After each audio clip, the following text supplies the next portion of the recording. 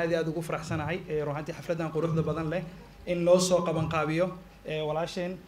gudoomiyaha ururka dhalinyarada gobolka Hiiraan kale ruuxantii waa wax lagu farxo xaqiiqatan markii laga hadlo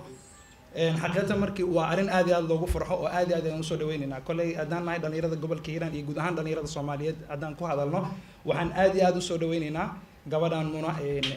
ruuxantii gudoomiyaha dhalinyarada gobolka Hiiraan ruuxantii waa arin lagu farxo oo ruuxantii maanta Muno inta taqaanana way taqaanaa intaanan aqooninne kulli waxaan leeyahay hadda barta waa gabar firfircoon waa gabar karti badan ku dheehan tahay jecel inay horumariso deegaan ahaan gobolada ay ka soo jeeday guud ahaan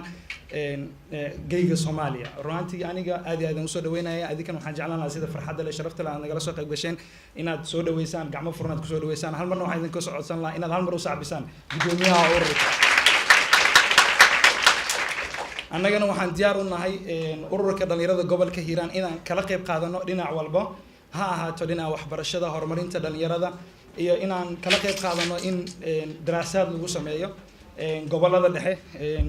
ugu weyn tahay gobolka Hiiraan gaar ahaan magaalada Beledweyne kolay